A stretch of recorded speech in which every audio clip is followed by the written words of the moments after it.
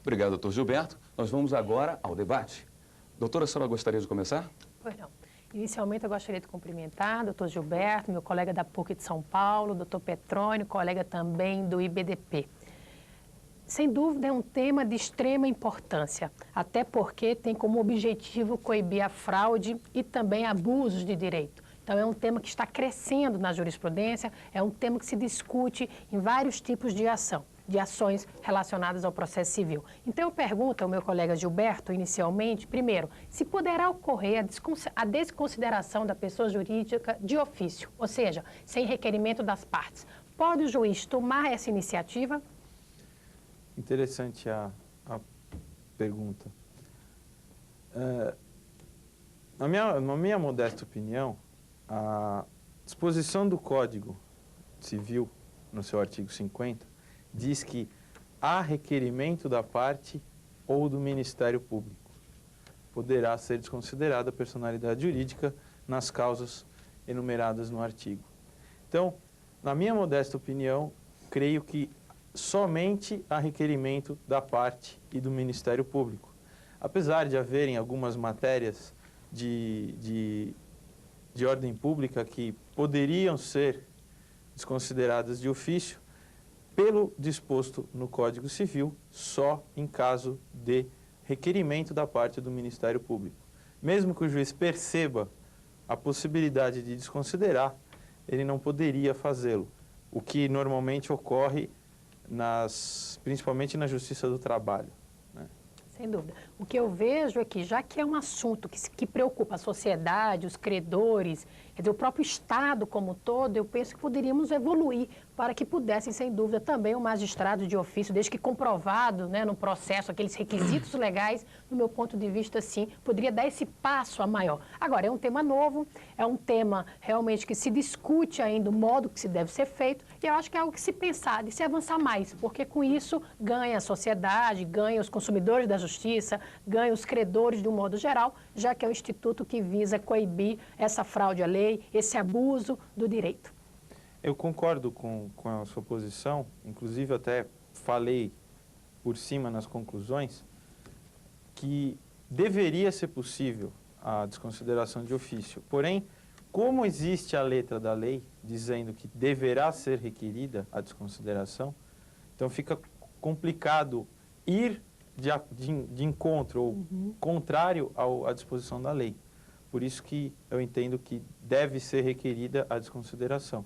Mas, sem dúvida nenhuma, uma sugestão de alteração do artigo 50 para tirar a requerimento da parte. É verdade, acho que pode ser uma proposta legislativa, né, um avanço nesse aspecto. A minha segunda pergunta, Gilberto, seria exatamente com relação à desconsideração da pessoa jurídica por meio de decisão liminar. Será que seria possível essa decisão liminar do magistrado para realmente desconsiderar a pessoa jurídica?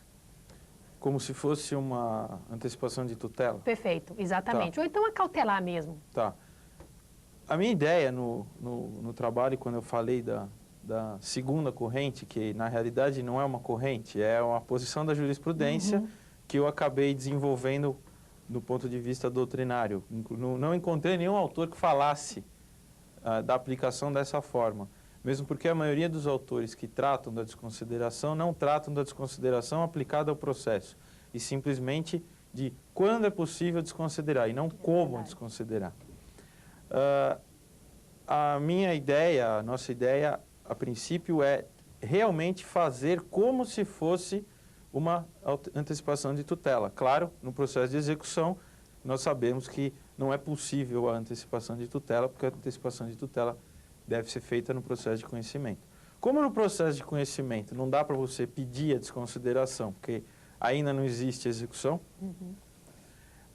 o pedido é feito ao juiz e o juiz examina o que foi anexado aos autos e desconsidera ou ainda opta pela possibilidade de abrir para a empresa se manifestar a respeito do pedido. Então, eu acho que deve ser feito dessa forma. Primeiro, ele examina e vê se dá para desconsiderar ou não.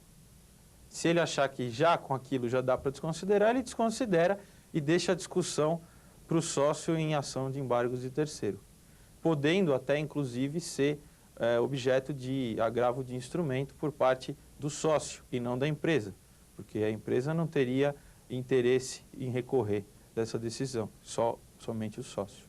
A minha consideração que eu faço aqui é que dá a entender que essa desconsideração da pessoa jurídica ela correria só no processo de execução, da forma como você colocou. Mas eu indago aqui para a gente discutir realmente se não seria o caso, por exemplo, de um processo que está discutindo uma separação litigiosa, onde, quem sabe, por exemplo, o marido ou então a esposa detentora, sócio de uma empresa e levando em consideração que precisaria dividir esses bens, não poderia acontecer isso também numa ação de separação, por exemplo. Daí a minha indagação também com relação ao pedido de liminar, né, especificamente. Nesse caso seria o caso da desconsideração inversa, né? É verdade. Invertida. Uhum. Eu talvez não tivesse raciocinado nesse lado, que a gente, apesar de eu ter escrito, já tem quase um ano que eu defendi a dissertação, e eu já não tinha mais a lembrança das especificidades da desconsideração inversa. Inclusive, acho que, se não me engano, na parte que eu falo do direito de família, eu abordo essa possibilidade. Então, seria, num processo de procedimento especial, a aplicação da desconsideração para poder penhorar ou dividir os bens que um dia foram do casal e passaram a ser pertencentes à empresa. Perfeitamente possível.